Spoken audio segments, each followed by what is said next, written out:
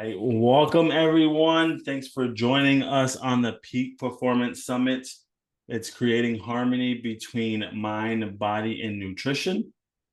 I'm here with Dr. Joan Ifland, and she is the leading expert in processed food addiction, pioneering research and education in the field for over 2 decades. She holds a PhD in interdisciplinary studies with a focus on addictive nutrition and is the founder of the Food Addiction Reset Program. Dr. Ifland is the lead author of the textbook Processed Food Addiction, Foundations and Assessment and Recovery, and has been the instrumental in developing evidence-based approaches to overcoming food addiction. Through her work, she empowers individuals to break free from processed food dependence and reclaim their health. So everyone, welcome Dr. Joan Ifland. Thank you. Thanks, Keith. You're welcome. Great to have you. So we'll just jump right in. Uh, Yeah. so we'll start off with some personal and professional background. So my first question for you is, what inspired you to focus your career on processed food addiction? Well, it was January 18th, 1996. I had gotten off of sugar and flour on January 1st because I needed to lose weight. I was a yo-yo dieter. I had 11-year-old and a 12-year-old at home, girls, and a husband. I had this really prestigious degree. I had a Stanford MBA. And since I'd had my kids, I was too sick to go back to work. And I was also yo-yo dieting. And that right in that time frame was when high fructose corn syrup was introduced into the US food supply. Mhm. So I also had a very bad anger problem. I was raised by angry, raging parents. I was determined not to raise my children that way, not to treat my husband that way. And still, these rageful words would just come out of my mouth, Yeah. mean things, critical things, anxious things. And I was doing all kinds of things for it. I was doing therapy and women's healing groups and 12-step groups, and none of it was working. I would just erupt with these mean yelling things and just be so ashamed of myself afterwards. And so, in one of my support groups, a person said to me, "Why don't you try food addicts in recovery?" And I was kind of at a thin phase, and I thought, well, why are you suggesting that? I didn't really make the connection. She was hearing me talk about my rage and being Yeah. unable to control it. And I thought, well, why? But by the end of the year, I had regained the weight and I went and got the book. And I went to my first meeting and I eliminated that's all I did was I eliminated sugar and flour from my diet. Huh. And all these miracles started rolling in. Like my cravings went away. I didn't know that was possible. The bloating Yeah. went away. The fatigue went away. The brain fog went away within 4 days. These huge things were happening. The meal plan that I was on had a lot of food on it. And I thought, well, I'm not hungry. And there's no way I could be losing weight. Yeah. But by the end of the week, I'd lost 2 pounds. Then the next week, I noticed that my allergies were so much better. That's what really had prevented me from going back to work. I was just constantly sneezing, and my eyes were swollen and running. And it was just like, I can't go into a professional environment like this. And then I noticed that a lifelong sinus infection had cleared up. Like I'd been sick with sinuses since I was born, I think, since I Yeah. had sinuses. And then in the third week, and that's the January 18th date, I'm standing in my kitchen and I'm thinking, wow, I haven't had to yell at anybody in like 3 weeks. And it hit me like a ton of bricks. This is something to do with the food. So I went to this is before the internet. Yeah. I went to my support group that weekend and they asked, do people become less irritable on this food plan? And they said, yeah. And that was the moment. I mean, that was the moment I was all in. I just like, I have to tell people I have to tell everybody on the planet what processed foods do to us, including destabilizing our personalities. And here I am, 29 years later. I've tried 14 in the first 22 years, Yeah. 14 big approaches because I didn't understand what an addiction is. And I didn't understand how severe this, I'm not going to call it an addiction. I'm going to call it a cravings disorder Hmm. because what happens is your brain is so intensely craving that all like self-protective, self-caring thoughts just are overwhelmed by the craving. And then you eat things that you know you're not supposed to be eating. And it makes people hate themselves. I know I'm not supposed to be eating this. I must be the worst person on the planet because I am still eating it, knowing how sick it's going to make me.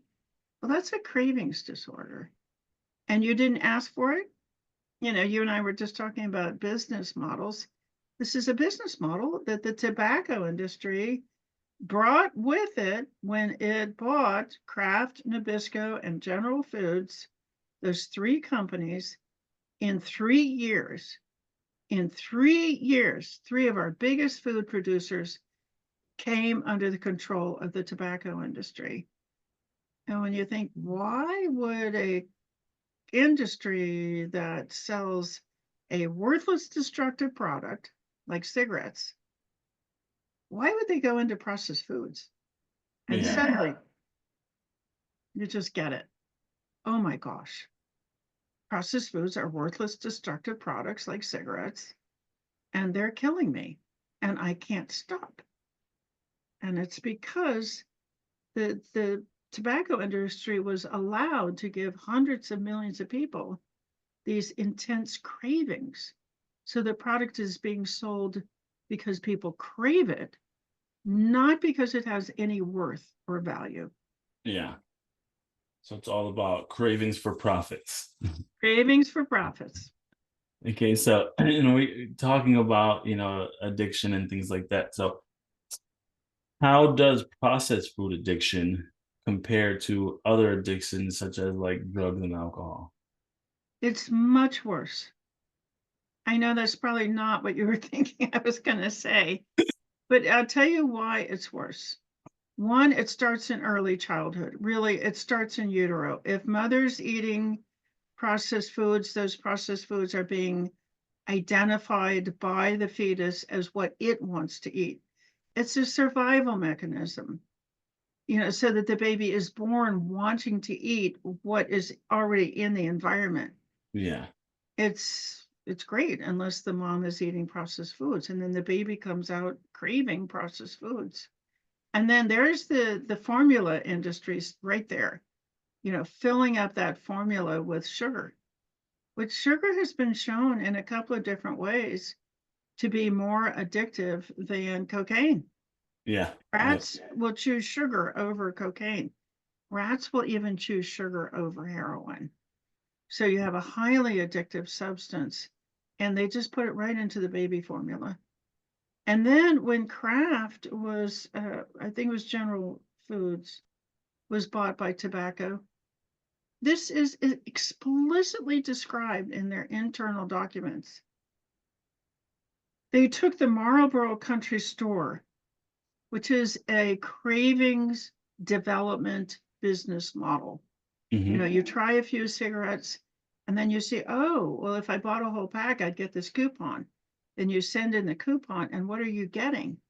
You're getting triggers. You're wearing a Marlboro jacket, which makes you think about smoking all the time. Yeah. A Yep. Marlboro lighter.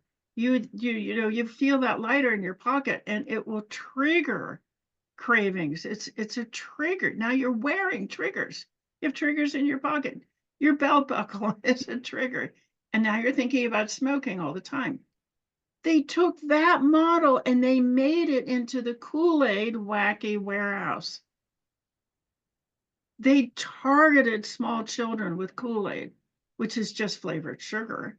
Yeah. And then you could collect the Kool-Aid coupons. Now you have a Kool-Aid hat on. I Not only remember are you those. triggering yourself, but you're triggering all your friends.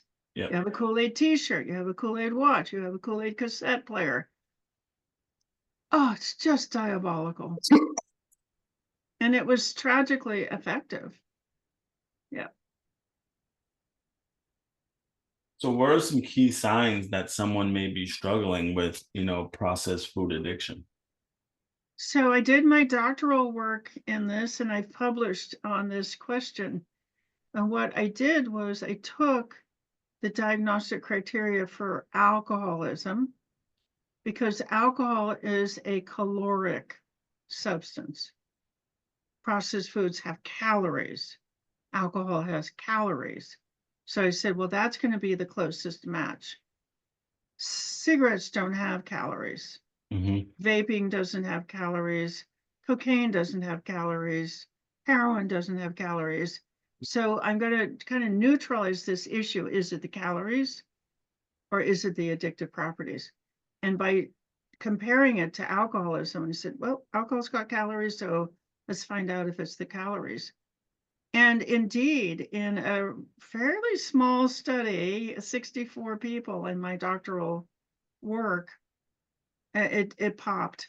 It said the analysis said yes, you can take these alcohol diagnostic criteria, and yes, they are valid when applied to overeating, to eating. So, what are they? Number one is called unintended use, where you have a plan that you're not going to eat something and then you eat it. So you wake up and I'm going to be really good today. I'm going to eat clean.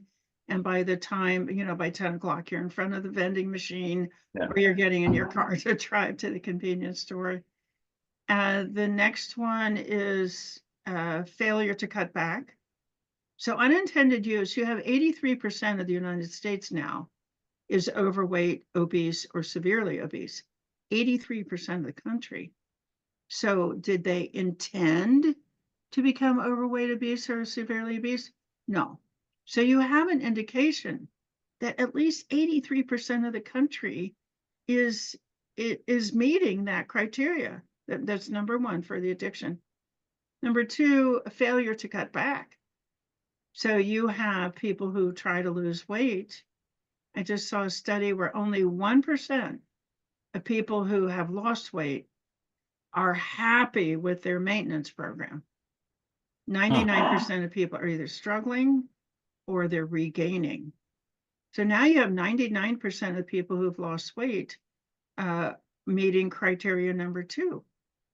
Number three is time spent, not just the time spent going to get the stuff, but also the time spent sleeping it off and the time spent thinking about it, which we do have really good studies showing that obese people, now obese people are about 44% of the country, that they spend their time either watching TV, working their jobs, taking care of their families, or sleeping.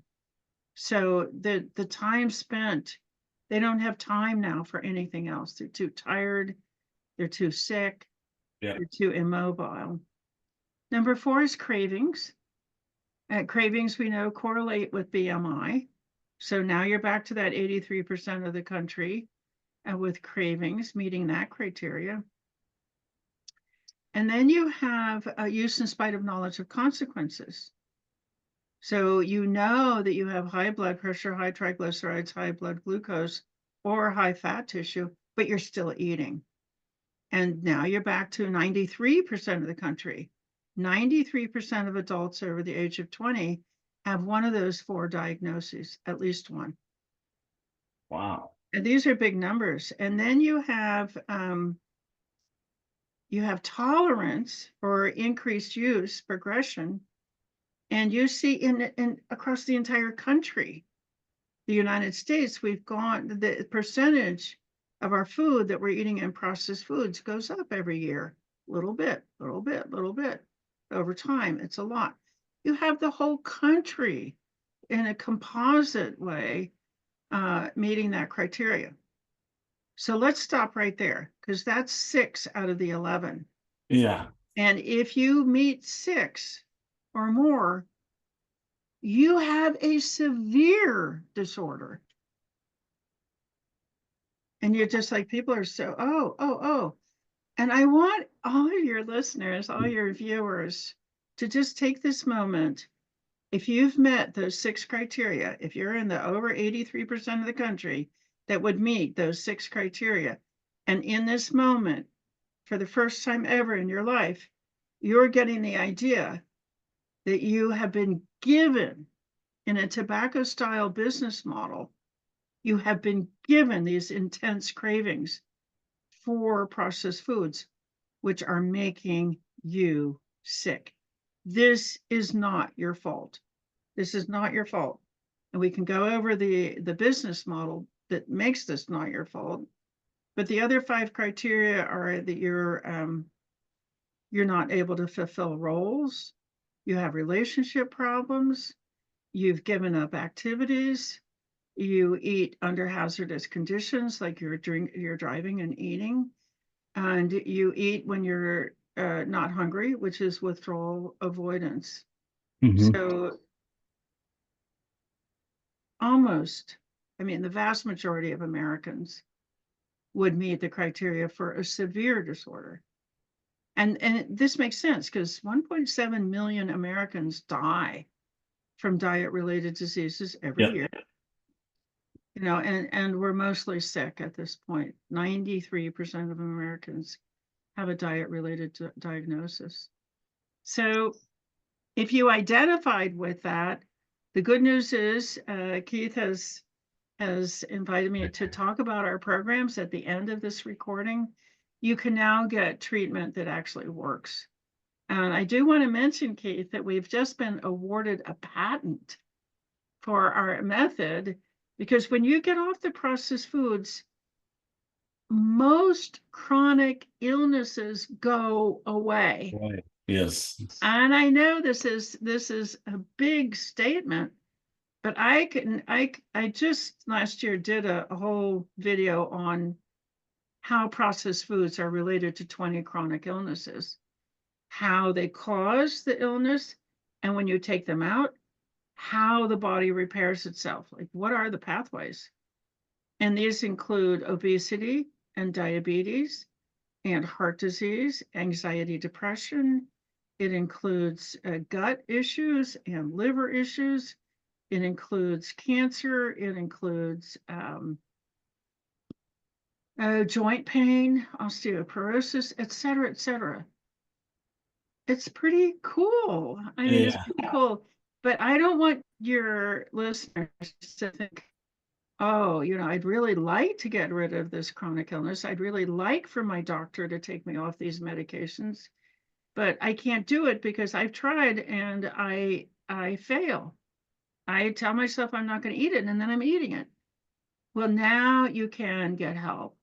So even if you don't identify as having a cravings disorder, but you would really like one of these big chronic illnesses to go away, then you can consider being treated for processed food cravings.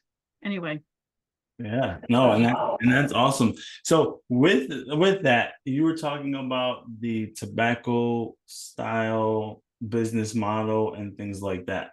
So I'm just gonna leap in and say, does that go into how grocery stores and things are set up? oh gosh, yes. Just imagine you walk into a grocery store, you've got these PhD neurologists who have designed that grocery store to pump up, stimulate your dopamine and opioid release, even cannabinoid. Pump it up, pump it up, pump it up, so that your head is full of cravings. When you pump up, when you're stimulating those cravings, you're stimulating the midbrain. And what's happening is that it's pulling the blood supply away from your frontal lobe, away from the front of the brain, away from the rational part of the brain. So this is your braking system. and there's no blood getting there. So the thoughts are, oh, I deserve that, and oh, I'm so tired and I want that, and it's my birthday, and oh, I haven't had that in a long time, and that's my favorite. That's because you've had this flood of cravings released, stimulated in the middle of your brain. And the part of your brain that says that'll make me sick, and that'll make me sick, and that'll make me sick, and that'll make me fat. That part of your brain isn't getting blood supply, so it can't control your behavior. This is not your fault. Yeah. You're set up for failure. So, Yes. and with that, so can you kind of went into it, if are you able to explain how processed foods are designed to be addictive? Like Yeah. what you said, it's, blocking that frontal part of your brain and things like that. Can you go a little bit more in depth with that? Yeah. Yeah. So here's the business model. It's just sheer, it's diabolical. I want to use the word evil, but I think that will turn your listeners off, but it is. Okay, so it's the 5 A's. The 5 A's of the addiction business model. And I have published on these 5 A's. And, for a long time, I thought my MBA was just like, why did I bother? But when you understand that we're all sick because of a business model, then you really want to understand business practices. Okay, so here they are, the 5 A's.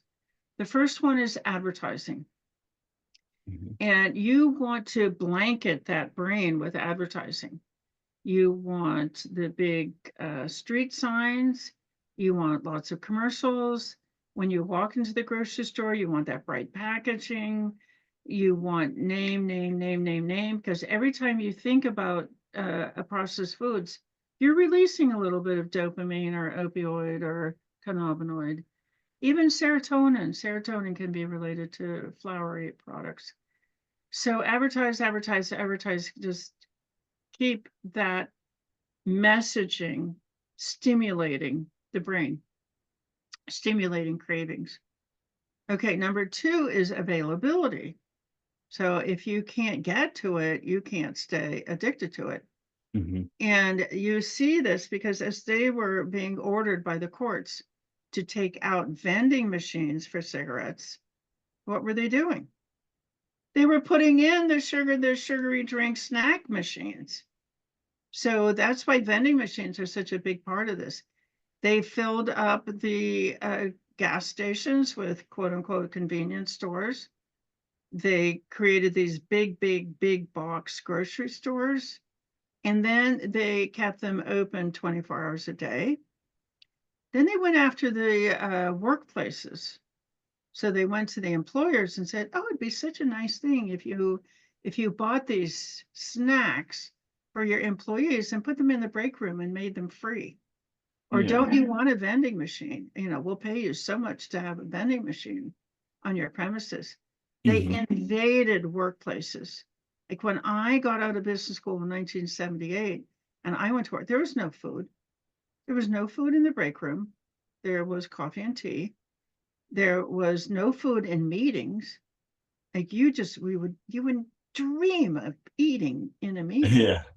And now those break rooms are packed with free snacks. Yeah. So availability, availability, availability. The third A is affordability. It has to be cheap enough that you can buy it often enough to be able to maintain the cravings.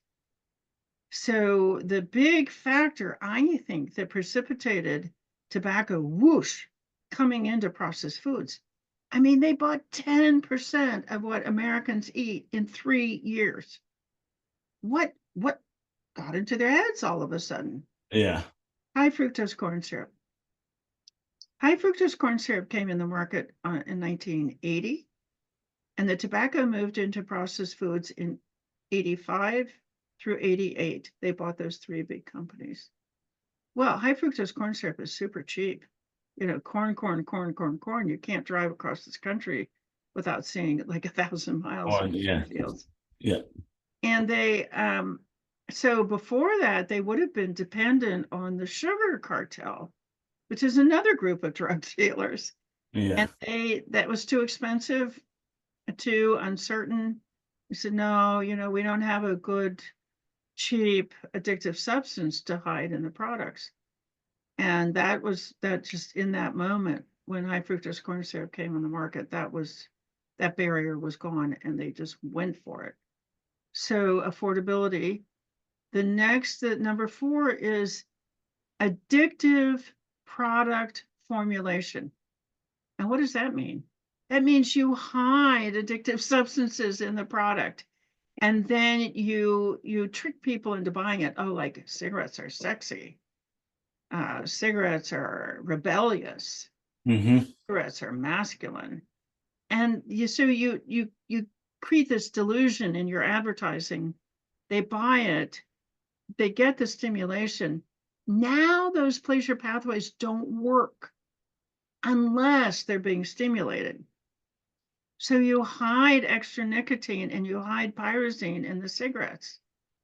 Well, they vastly ramped the amount of sugar, particularly high fructose corn syrup, the amount of salt, which activates the same pathway as opioids, and the amount of fat, which activates the same pathways as marijuana in the brain. Huh. Just whoosh, they vastly increase the amount of those substances in things like pasta sauce and canned beans, and they're just like things that you wouldn't be worried about in bread, Yeah. in all those, bread products. And so you have to hide, and even like a good parallels with alcohol. Like you look at these little teenage drinks, Hmm. the alco pops, wine coolers, and so on. It's like, oh, there's not very much alcohol in here. But a good researcher did an analysis. There's much more alcohol in those products than is shown on the label. They want those teenagers to think they can safely drink a bunch of them Hmm. and develop that addiction to the alcohol. And then number 5 is young age. So you try to get to the youngest user. We have research showing that the younger you are when you start an addiction, the harder it is going to be to stop it. So they went after babies. They went after babies. They tried with cigarettes to go after 10-year-old boys with the Joe Camel cartoon campaign. They Hmm. bought advertising on the Flintstones. So they went for commercials. They went for commercials on cartoon programs to try to get the littlest kids Yeah. with Kool-Aid. Well, so that's what they did with cigarettes. And then, as I said, when they came over to processed foods, they attacked small children with things like Kool-Aid and Lunchables. Like Lunchables have a very, very high salt content. It's just terrible. It's just horrible. And of course, all the breakfast cereals. If you start eating addictive, craving processed foods early in the day, you'll be unstable and craving all day long. So that's why the cereal aisle is the biggest aisle in the store. Yeah, it's a business model. It's used in alcohol. It's used in tobacco. It's used in vaping. It's used in cannabis now. It was used for oxytocin. It was used by the Sackler family Yeah. uh, to delude doctors into prescribing oxytocin. It's a business model. It's a business model that's used with any substance that has the ability to hyperactivate cravings. Okay. So and with that, that just leads into, you just went into a whole bunch of different things that are in these processed foods. So what how does that impact your mental health and overall being? I know. Oh my gosh. Oh, Keith, I'm so glad you asked that question. We have an epidemic of mental health issues, but let's just categorize and let's just create some categories here. Okay. So we have 2 categories right now. We have hyperactive cravings and we have hypoactive frontal lobe. Hmm. Okay, so how do we experience that? Well, the frontal lobe is where 6 crucial functions for our well-being. That's where the brain cells that do these 6 things, that's where they are. So when your your blood flow is being pulled back to your midbrain, you don't have 6 major things. And as I name these off, you're going to hear national epidemics. I'm talking about attention span. Hmm. Those are specialized cells in the frontal lobe. We have attention deficit epidemic proportions. And it's just because those brain cells aren't getting enough blood flow. We have learning. We have all kinds of learning disorders. Yeah. We have memory. We have national epidemic of memory loss. We have impulse control. And if everybody's got poor impulse control, which is enormously profitable, you have decision making, and you have Americans making poor decisions about a lot of different things, and you have problem solving. People are just unable to solve their problems. So that's a whole category of mental distress. Now let's go back to the cravings. So cravings are coming out of the 4 pleasure pathways in the brain. It's one of the reasons why this is so severe. It's not like alcoholism, which is kind of confined to dopamine. Hmm. All 4 of the pleasure pathways, dopamine, serotonin, opioid, and cannabinoid, they're all being bombarded with stimulation. They're all pumping out cravings. Well, the cravings are a mental disorder. The cravings are not normal. You're not supposed to be thinking about food unless you're hungry. Yeah. You're not supposed to be thinking about food all day long. It's now for many Americans, it's developed into obsession. Okay, so cravings all by themselves are a problem. But when you stimulate those brain cells that way, they wear out. And it's called down regulation. And you gradually lose your ability to experience pleasure. And now you have depression. You also have anxiety, because when you live in a world that is that just dim, it's very anxiety producing. Yeah. It also makes people angry, and it makes people ashamed. So you have suppressed, it's called downregulation. You've downregulated your pleasure pathways. And that's a really sad life. Now, there's something else that happens. People start dieting. They don't eat enough. This whole fasting thing to lose weight. Oh my gosh. Now you've activated a different part of the brain right here in the back. It's the primitive brain, the most primitive brain, and it is the fear of famine brain. And when it is activated, it's activated by not eating enough, it will make you binge and obsess. Hmm. And then when you get into binging, then you might get into bulimia, you might get into purging, throwing it back up again, or you could get into anorexia, where you just don't want to eat at all. Yeah.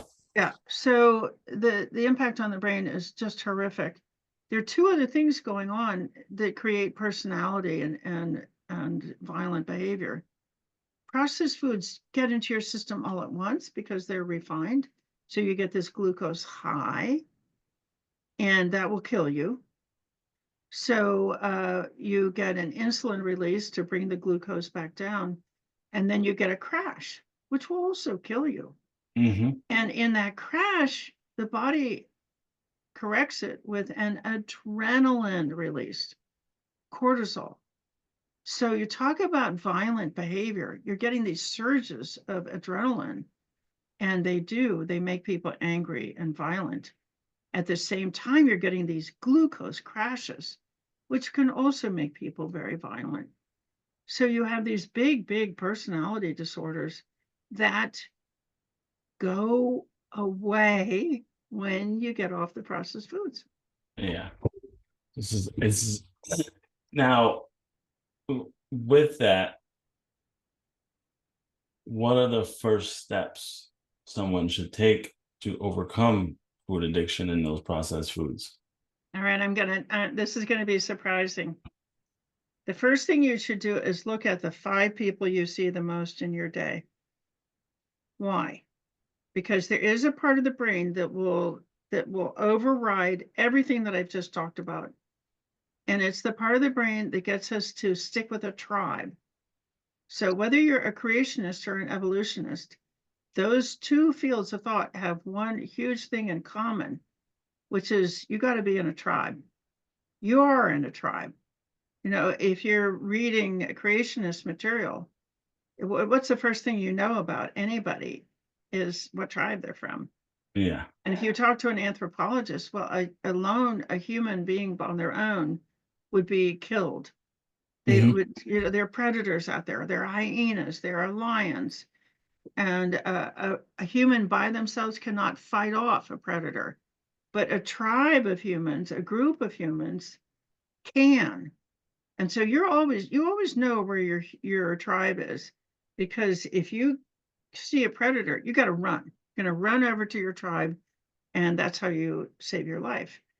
There's a special system in the brain for making sure that you fit in with your tribe. The name of the neurons is they're called mirror neurons because they make you mirror or copy the behaviors of the people around you.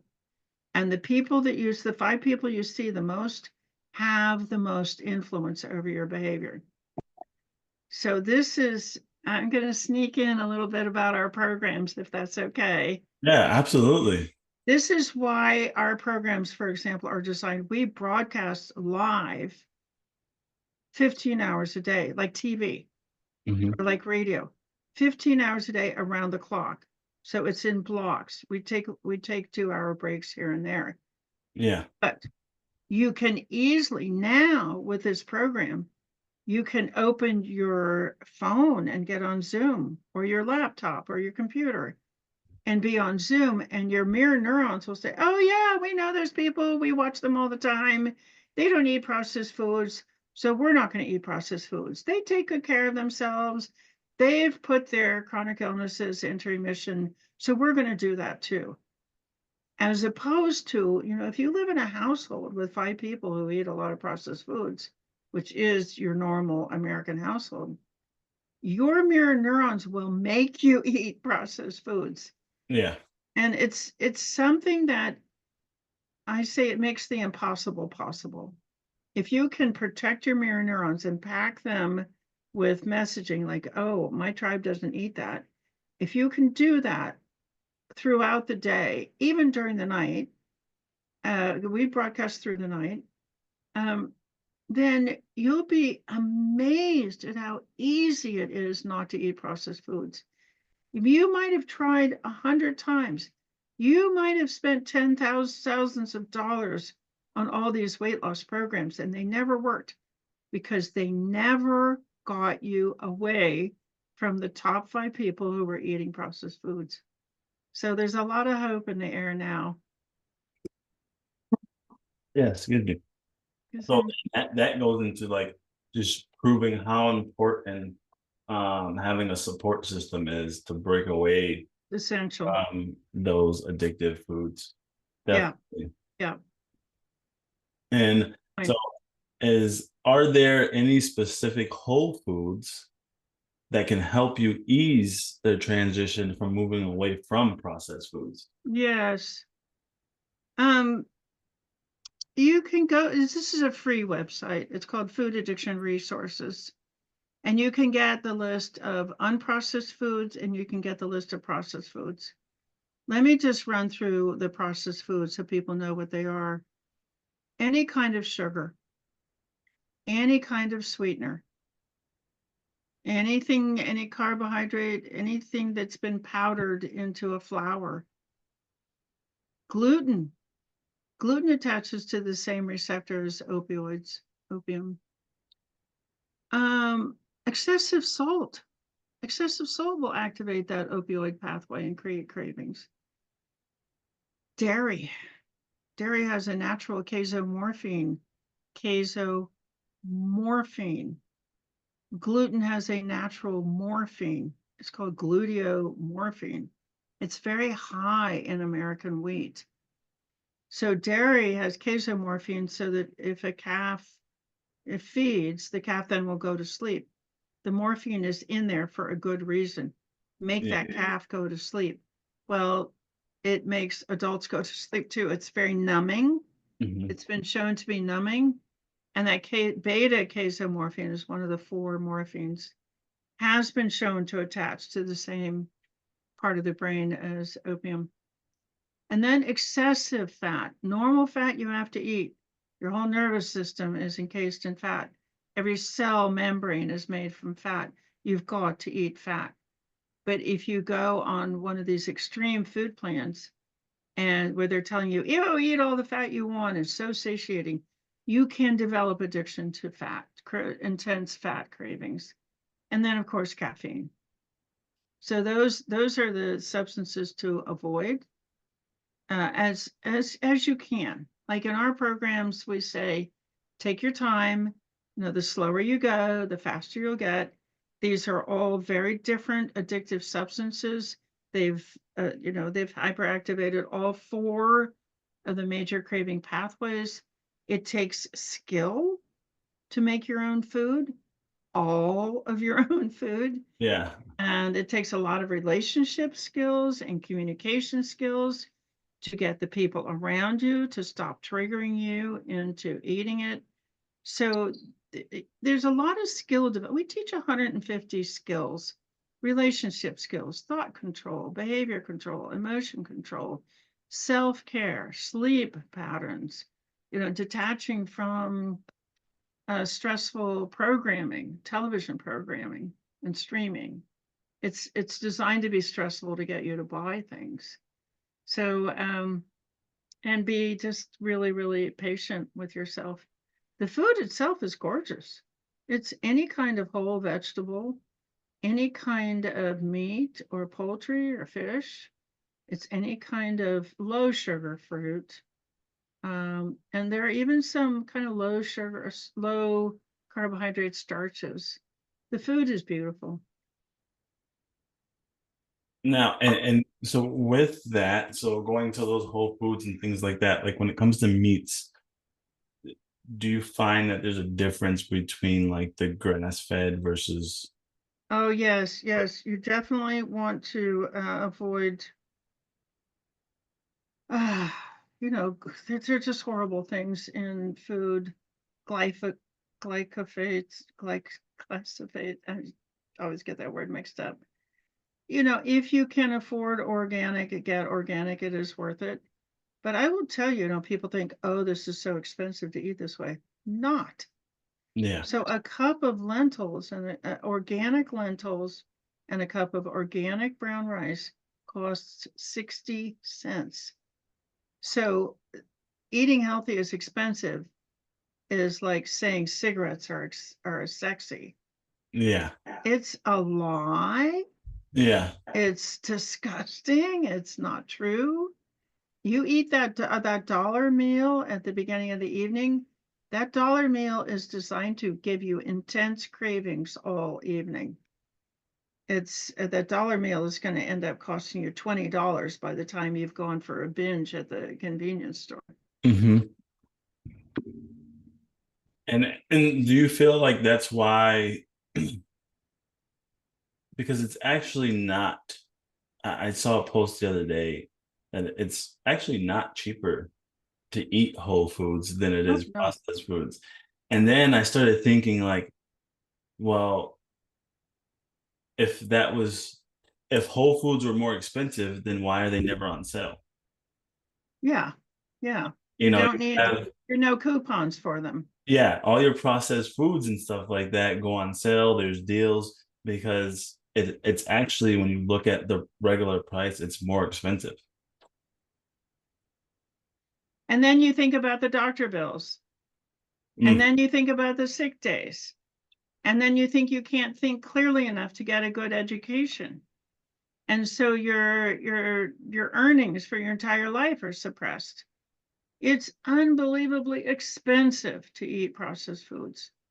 The consequences are almost endless. And so, do you think, as we're coming up on time, because I have three more questions that I really want to get in. Sure. Do you think government policies should regulate processed food marketing? I think you have to have popular opinion before you can look to the government.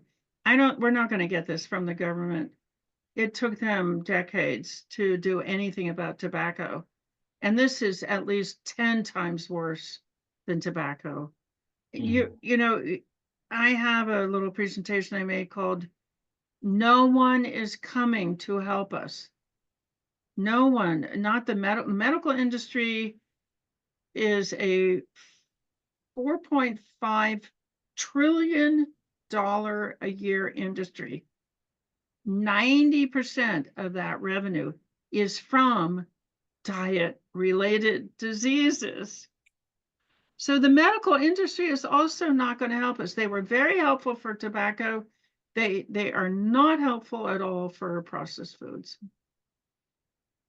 You're Yeah, on your own, but do you mind if I mention our website? yeah, go for it. Absolutely. Go to foodaddictionreset.com, foodaddictionreset.com, and take the self quiz.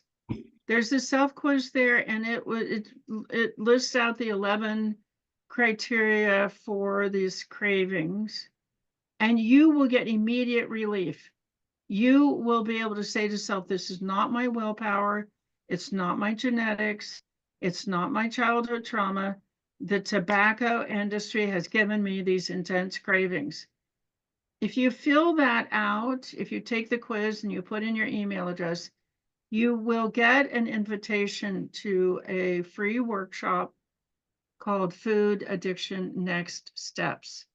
And you will meet some of our advocates there, and you will learn about how to get this misery, this nightmare out of your life.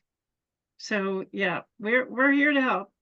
All Yeah. right, Keith, you got two more questions? Yes. Well, you answered one of them actually. It was, what role does the medical community play in recognizing and treating food addiction? It's enormously profitable to prescribe a lifetime of pharmaceuticals. Like I walk in and I suddenly have a diabetes diagnosis.